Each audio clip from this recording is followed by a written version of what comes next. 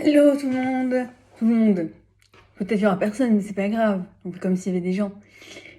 Bonjour à tous les youtubeurs, c'est Caroline. 4 ans après, je reprends ma chaîne Histoire de Fou, qui à l'époque s'intéressait à la perversion narcissique, et qui aujourd'hui va s'intéresser principalement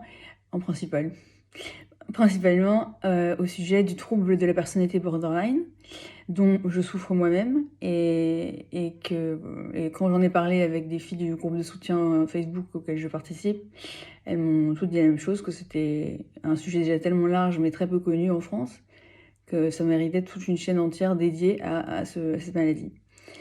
Alors, on va du coup de manière très simple, je vais faire 9 vidéos, les 9 premières vidéos qui correspondront chacune à un symptôme du DSM.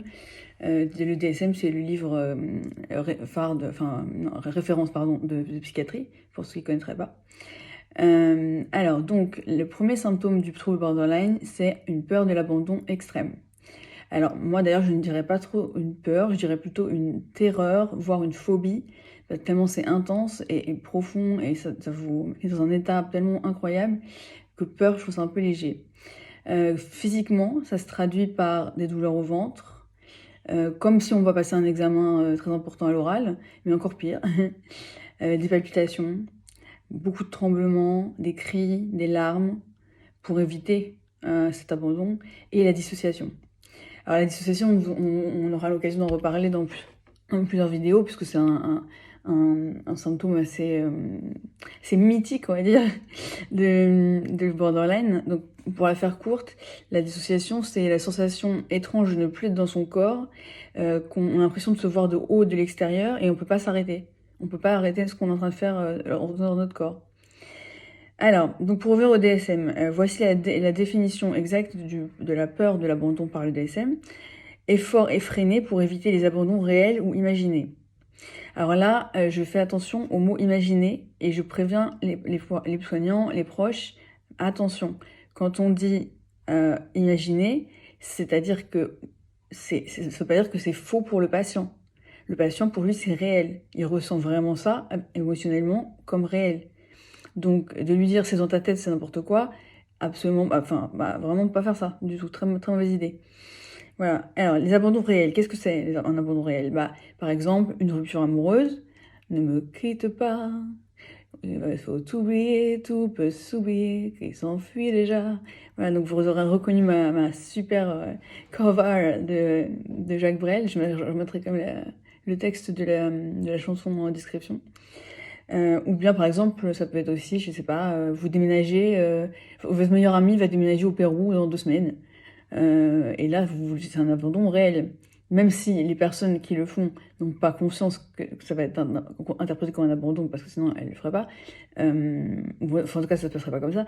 Mais en fait, pour le borderline, c'est un abandon. Alors, les abandons qui s'appellent imaginer. Alors, j'ai essayé de... Voilà, c'est des abandons, on va dire, plus subtils.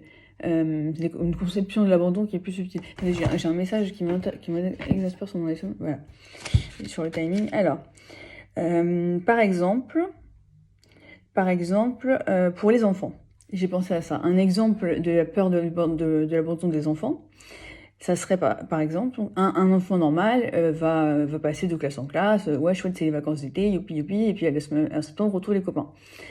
Un enfant qui a déjà un potentiel des traits et un terrain borderline, comme ce fut mon cas, au moment de passer du CP au CE1, c'est le drame, parce que la maîtresse de CP nous abandonne. Quand on passe au CE1, la maîtresse de CP ne veut plus de nous, elle nous quitte et nous abandonne. C'est comme ça qu'on le perçoit, c'est comme ça qu'on le ressent. Et deuxième exemple des abandons imaginaires, les textos. Alors oui, je dis les textos, moi, parce que je suis vieille, mais je sais que normalement, c'est SMS, ou même de toute façon, maintenant, on s'envoie jamais de SMS, on voit des WhatsApp, je sais pas quoi, bref, mais je vais rester mon truc des textos, parce que c'est ce qui me parle le plus. Alors, quand on se fait ghoster, ou même quand tout simplement un proche ne répond pas immédiatement, l'angoisse va monter dans les tours, jusqu'à un point insoutenable, où soit vous envoyez le téléphone valdinguer à l'autre bout de la pièce, soit vous harcelez la personne en mode réponds putain qu'est-ce que tu fous putain vas-y tu me détestes en fait c'est ça tu veux que je me tue c'est ça tu veux que t'en as marre de moi tu veux que je me tue voilà, ça peut être ça la réaction de l'extrême. Alors, le problème qu'il y a à repérer là-dedans, c'est que la non-réponse au texto était réelle, c'est-à-dire qu'il y a vraiment physiquement pas de réponse, mais ce sont les raisons derrière cette non-réponse qui sont biaisées par la maladie, par le borderline. Le borderline est paniqué. Je relis ma note parce que sur ça c'était pas mal. Le borderline est paniqué n'a plus le moyen de prendre en compte tout le contexte. Il fait des suppositions qui manquent non pas de... il fait des suppositions qui manquent non pas de quelque chose... Bon, je ne sais pas ce que je voulais dire, mais en tout cas, il manque de recul, voilà. Exemple 1, je suis nul, il va me quitter. Ou je suis nul, il m'a quitté. Exemple 2, avec les textos par exemple, il répond pas. Alors le borderline va se dire je suis nul, il m'a quitté, voilà, c'est ça. Et en fait, la raison doit être il est au travail, il dort, il n'a plus de batterie, enfin voilà. Vous aurez compris le schéma. En passant, j'ai pensé aussi à vous dire qu'on pouvait remarquer quand même je trouve il y a une énorme corrélation entre la peur de l'abandon et l'estime de soi. Le sujet malade en crise de panique s'estime incapable de gérer, voire de survivre sans l'autre, alors qu'en réalité, il est. C'est une dépréciation de soi-même. Plus on est paniqué en général, plus on a une mauvaise estime de soi. Autre précision que je voulais faire dans cette vidéo, c'est que par contre, effectivement, si le borderline a une phobie de l'abandon, ce n'est pas pour ça qu'il est un pot de colle. Parce que c'est pas forcément son caractère. Je prends mon exemple personnel, moi je suis extrêmement solitaire, j'adore la solitude, je peux passer toute ma vie toute seule, j'adore ça. Et pourtant, je suis borderline et de temps en temps, quand un ami me laisse, ou mes parents, ou j'ai la maladie qui remonte et qui me fait crier, qui me fait dire non, reste là, machin. Mais très vite, dès que je me calme et que je suis moi-même, ça ne m'embête pas du tout d'être toute seule. Hein. Voilà. Alors, avec ça, on va voir donc qu'il y a aussi le contre-symptôme, c'est-à-dire partir en premier avant d'être quitté. Le narrateur, dans La recherche du temps perdu, dans Albertine disparue, le roman qui nous intéressait tout à l'heure, le narrateur qui voulait, lui, quitter Albertine, ne supporte pas d'être quitté car il perd tout contrôle sur la situation. Technique toxique du borderline. Alors, il y a plusieurs méthodes. Il y a soit faire semblant d'être d'accord avec la discussion, avec la décision de séparation.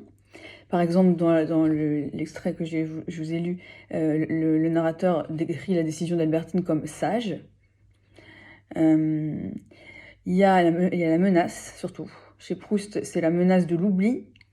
Quand il dit « elles ne le seront plus bien longtemps » en parlant des habitudes du couple désignées comme fortes. Et on a aussi, évidemment, le cliché, la menace de suicide. Alors ça, je préfère pas trop m'y attaquer parce que moi, je sais que j'ai jamais fait d'ETS par rapport à la peur de l'abandon. Donc je veux pas trop m'avancer là-dessus. Mais je sais que ça existe, qu'il y a beaucoup de borderline des borderline qui ne comprennent pas bien la maladie, qui sont encore un peu immatures, qui sont jeunes ou qui n'ont pas assez d'expérience. Ils vont avoir tendance à utiliser la menace au suicide pour éviter l'abandon. Effort effréné, ça veut dire on est prêt à tout en fait. Voilà. Donc par exemple, l'effort effréné dans le roman, c'est l'auto-persuasion du narrateur. C'est-à-dire, il se dit oui, ce n'est pas réel, ça va finir ce soir, ça va aller et tout ça. Et il fait même carrément une demande en mariage à Albertine, page 37, j'ai noté. Je sais plus, je vais retrouver le passage. On a le temps, hein, entre nous, c'est bon, tranquille. Bah oui. Voilà. Hop, on voit ma tête. Mon ami, j'allais justement vous écrire et je vous remercie de me dire que si j'avais besoin de vous, vous seriez accouru. C'est bien de votre part de comprendre de façon aussi échouée le dénouement à un ancien ami et mon estime pour vous ne peut qu'en être accrue. Mais non, je ne vous l'avais pas demandé et je ne vous le demanderai pas. Nous revoir au moins d'ici bien longtemps ne vous saurait que peut-être pénible si je suis une fille insensible. à moi que vous avez cru parfois si indifférent, cela serait une décision que je crois très sage et que vous avez prise au moment voulu, avec un pressentiment merveilleux, car vous êtes parti le lendemain du jour où je venais de recevoir l'inscription de ma mère de vous demander votre nom. Voilà. Voilà, donc la menace, c'est pour la récupérer. Et pour montrer que c'est pas... Et surtout, c'est pour l'ego aussi, pour dire, c'est pas moi, parce que comme il disait au début de l'extrait, il voulait montrer à Françoise que son amour était un amour heureux, et que ce n'était pas... voilà, qu'Albertine n'était pas partie du couple, qu'elle était juste partie quelques jours. Voilà. J'ai un exemple de ma vie personnelle, mais je sais pas, en fait, non, je trouve qu'il est un peu... Je trouve que l'exemple littéraire a suffi à faire comprendre ce que je voulais dire. Voilà. Je sais pas, je regarde juste le timing. Ouais, c'est pas mal. C'est pas mal comme ça. Alors oui, ici, avant de finir, bah, du coup, que ce soit pour les borderline eux-mêmes ou pour leur famille et leurs proches ou les soignants, comment on lutte contre ça? Alors, moi je trouve que d'avoir des phrases, comment dire, des phrases comme des rengaines, comme des, comment on dit motto en français, je sais plus. Voilà, des phrases un peu ritualisées, on va dire, sur des post-it, dans votre agenda, en haut de votre miroir, en haut de votre table de nuit, des phrases qui disent non, personne n'est en train de m'abandonner, les gens sont occupés, et moi aussi, donc voilà, tout va bien, pas de problème. Des phrases comme ça pour se rassurer. Et puis aussi, il y a tout ce que j'appelle les objets doudous. Donc les objets doudous, ça peut être n'importe quoi, ça peut être de la nourriture, ça peut être, moi c'est les cigarettes par exemple, et d'autres choses, hein. Et le vrai doudou, au sens Winnicott, du vrai doudou de l'objet transactionnel, mais ça peut être aussi, voilà, une robe que vous aimez bien, un plaid sur votre canapé que vous aimez bien, un film, un livre, une chanson, peu importe, voilà, du moment que ça vous apaise. Voilà les zouzous. Bon, bah, je vous laisse pour cette première vidéo. Je vous dis à la prochaine pour le symptôme numéro 2, qui sera les relations interpersonnelles. À la prochaine, salut!